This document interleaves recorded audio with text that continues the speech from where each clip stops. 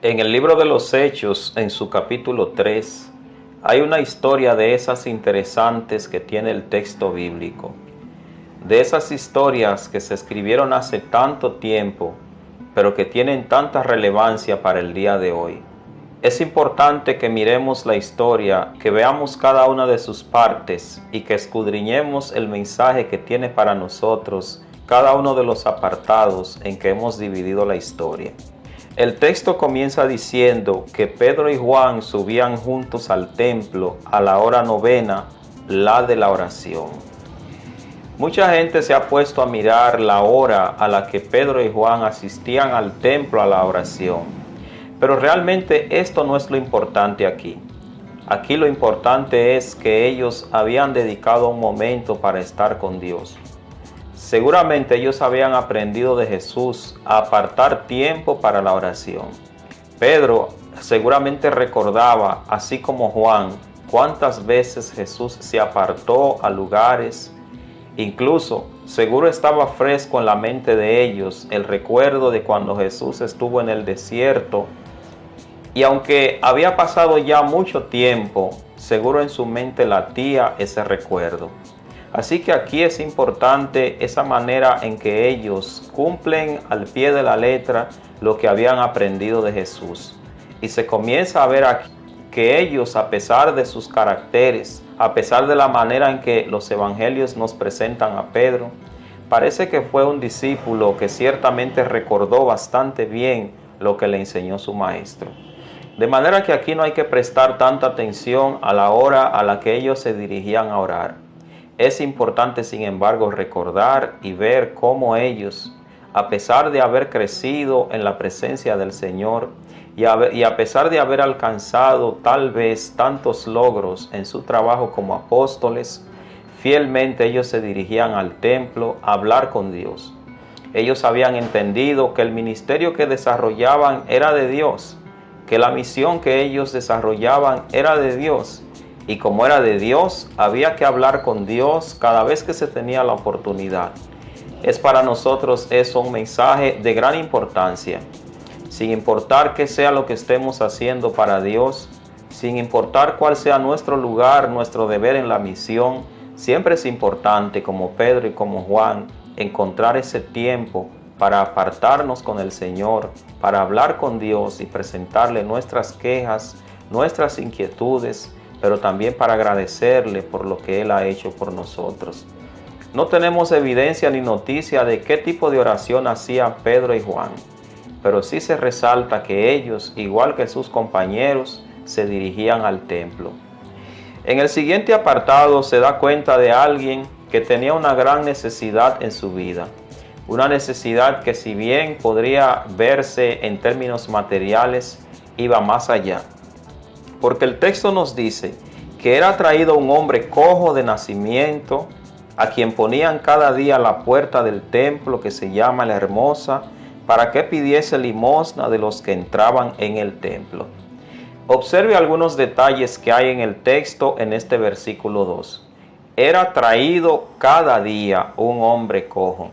Imagínense ustedes una persona que cada día necesita depender de alguien para que le lleve al lugar a donde pide limosnas. Ni siquiera se le lleva a un lugar en donde va a desarrollar alguna actividad que le va a generar ingresos. Se trata de alguien que está esperando la misericordia de la gente, que incluso sabe que a donde le van a llevar, allí todavía seguirá dependiendo de la caridad del público. ¿Cuánta gente pasaba por allí y seguro le daba con amor? Otros tal vez le lanzaban de lejos la moneda, y algunos ni siquiera le miraban al rostro. Cuántos desprecios había vivido aquel hombre, cuántos momentos de tristeza, momentos de amargura, pensando en que su vida valía casi nada o definitivamente nada. Este hombre se ponía allí cada día para pedir limosna, y es una realidad que nos lleva a pensar en que este hombre ciertamente no solo tenía necesidades materiales. Pensemos por un momento en lo que sería este hombre que no pudo desarrollar su vida como todos los hombres de su época o de su generación. Pensemos tal vez que este hombre había momentos en los que se avergonzaba cuando se le miraba al rostro, o que tal vez este hombre tenía días en los que ni siquiera quería salir a la calle. Pero si tal vez se quiere pensar que él se había acostumbrado a aquello, esto todavía constituye una situación para la que Dios no nos creó. Porque el mismo Jesús llegó a decir que había venido a darnos vida y vida en abundancia. Y vida en abundancia no significa acostumbrarnos a la caridad de la gente. Lo que significa que aquella no era la vida para la que Dios lo había creado. Y este hombre tenía una gran necesidad, como nos dice el texto. Ahora el versículo 3 dice que él, cuando vio a Pedro y a Juan que iban a entrar al templo, les rogaba que le diesen limosna. Aquí hay que prestar atención tanto al hombre cojo como a Pedro y a Juan. En el caso del hombre cojo, dice que éste tan pronto les ve, les ruega. Dice les ruega. Cuando un hombre se ve en la necesidad de rogar a otro hombre, no solamente está en juego su situación física, que en el caso de aquel hombre era deplorable, sino que un hombre que tiene que rogar a otro hombre, seguramente se siente al menos, probablemente se sienta el más desgraciado de los seres humanos. Así que él, al ver a Pedro y a Juan, ruega para que Pedro y Juan le den una limosna.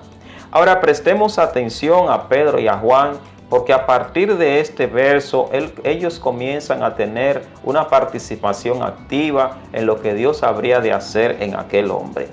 Comencemos mirando a Pedro y a Juan como la esperanza que tenía aquel hombre de momento. Seguro, aquel hombre solamente pensaba que Pedro y Juan, igual que el resto de la gente, tan solo podría tener misericordia de él y darle unas limosnas. Pensaba él que él estaba condenado a recibir solamente aquellos recursos que de momento solucionarían sus problemas. Pero jamás pensó que en Pedro y Juan tenía él esperanza, digamos, perpetua, porque en Pedro y Juan estaba la esperanza que le ayudaría a salir de su situación de miseria, pero también la esperanza que le ayudaría a salir de su situación de pecado. Claro está, Pedro y Juan mismos saben que aunque el hombre cree que la esperanza está en ellos, ellos mismos saben que la esperanza más bien les ha llegado de la mano de Jesucristo.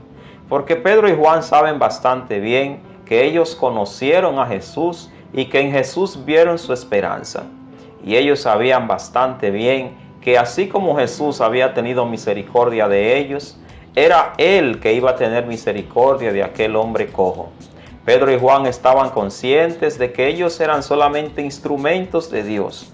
Y el texto dice que igual como hacía Jesús, Pedro con Juan, fijando en él los ojos, le dijo, míranos. ¿Recuerda usted las veces en que Jesús no se quedó a la distancia, sino que se acercó a los enfermos? ¿Recuerda usted el texto en donde asegura el evangelista que Jesús, viendo a las multitudes, tuvo misericordia de ellos porque andaban como ovejas sin pastor? ¿Recuerdan ustedes las veces que Jesús tocó a aquellas personas a las que no se debía tocar?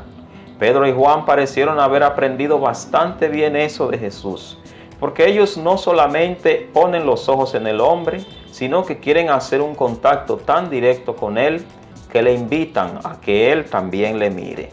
Y al Pedro y Juan mirar a aquel hombre, están haciéndole saber que él ciertamente es importante, que su situación desgraciada no es el final, que ellos, en nombre del Señor, podían traer a su vida algo más que unas limosnas. El texto dice que él les estuvo atento, esperando recibir de ellos algo. Fíjese cómo él todavía no logra entender lo que está pasando. Él ya estaba acostumbrado a esa vida quizás. Como dijimos, él no esperaba que nadie iba a traer lo que Pedro y Juan podían ofrecer en el nombre del Señor. Por eso, él solamente estaba esperando lo que ellos momentáneamente podían hacer. Y preste atención a esta expresión del versículo 5. Estuvo atento esperando recibir de ellos algo. ¿Se ha preguntado usted cuánta gente vive en una vida miserable esperando recibir algo de alguna persona? Gente que solamente está esperando que alguien se acerque para entregar algo, gente que tiene gran potencial, pero el pecado, las desgracias de la vida los han sepultado de tal manera que siempre están, si no en la orilla del camino, en la orilla de sus propios pensamientos, esperando recibir algo. Seguramente algunos de los que están escuchando en este momento también están esperando recibir algo de alguien. Seguro no saben que así como con Pedro y Juan caminaba el Señor, Él puede caminar de cerca contigo, y ese algo que tú estás esperando puede convertirse en más que algo. Puede convertirse en lo que ciertamente tú necesitas, no solo para tus problemas de momento, sino para los problemas de toda tu vida. Pedro y Juan terminan reconociendo delante de aquel hombre que aunque él le ve a ellos como la esperanza, ellos son instrumentos del Cristo que es ciertamente la esperanza. Pedro y Juan aseguran en el versículo 6, no tengo plata ni oro, o sea, lo que tú estás esperando en este momento, no tenemos. Lo que tú quisieras que te entregáramos en este momento, no tenemos. Pero como ni siquiera muchas veces el ser humano sabe lo que nosotros mismos necesitamos, Pedro y Juan siguen su conversación diciendo, pero lo que tengo, te doy. ¿Estará pensando Pedro y Juan que eso que ellos tienen es más importante que lo que él está pidiendo? ¿Están pensando ellos que este Señor no está consciente de su verdadera necesidad? ¿Están ellos claros en que este hombre bien podría rechazar lo que ellos estaban entregándole? Si esa es la pregunta, o si ese es el conjunto de preguntas que estaban en su mente, no importa tanto. Lo que importa es la manera en que ellos continúan. En el nombre de Jesucristo de Nazaret, levántate y anda. Y con esa expresión dos cosas confirman lo que ya dijimos. Ellos eran solamente instrumentos de Dios. Y lo más importante aún, lo que el hombre necesitaba estaba en Jesucristo de Nazaret, el que había sido la esperanza de Pedro, el que había sido la esperanza de Juan. Pedro sabía bastante bien tal cosa porque había visto cómo Jesús había sido la esperanza para su familia cuando se presentó en su casa y hasta levantó su suegra. El mismo Juan sabía que Jesús era ciertamente la esperanza para aquel hombre como la había sido para su propia vida. Pedro y Juan también hacen igual que Jesús, porque el texto dice que le tomó por la mano derecha y le levantó. Y además, al momento se le afirmaron los pies y los tobillos. Como ellos vieron a Jesús levantando a muchos con sus propias manos, de ese modo ellos convierten sus manos en instrumento de Dios y levantándole con la mano derecha, afirma el texto, este hombre siente como se le afirman sus pies y tobillos. En donde estaba su problema físico, vieron que brilló la luz. En donde estaba su problema espiritual, vieron que llegó la esperanza. En donde estaban sus problemas emocionales, el hombre y Pedro y Juan vieron los tres que todo su entorno se había transformado.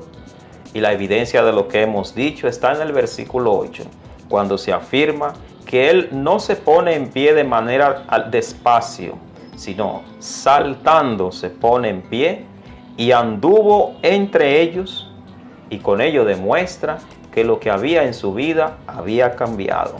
Y reconoce él que lo que había sucedido era de Dios, porque el texto afirma que entró con ellos en el templo, saltando y alabando a Dios. El que estaba postrado ya no está más postrado. El que vivía de limosnas ya no necesita extender las manos, sino que ahora las levanta bien alto para con ello alabar a Dios. Los pies que estaban engurruñados ahora están rectos. Las rodillas que estaban inmóviles ahora pueden saltar y alabar a Dios y de esa manera agradecer lo que Dios había hecho. Y lo importante es que no solo se convirtió aquello en una evidencia para Pedro y Juan y para el hombre cojo, sino que el versículo 10 dice que le reconocían que era el que se sentaba a pedir limosna a la puerta del templo La Hermosa y se llenaron de asombro y espanto por lo que le había sucedido. Hermanos y amigos, La palabra de Dios en este texto nos hace ver que mucha gente ciertamente está esperando que alguien pase y le entregue algo. Su condición de pecado, su situación de desfachatez, su vida aparentemente desgraciada, no dista mucho de lo que vivía este hombre. Pero el texto nos hace ver también que Dios está en el mismo lugar. El poder de Dios sigue todavía activo, que si nos acercamos a Él puede cambiar una vida desgraciada por una vida mejor. Él puede cambiar una vida inactiva por una que actúa no solamente para buscar el sustento de cada día, sino para buscar un sustento más importante, el pan de vida, que es la palabra de Dios. El Señor te bendiga.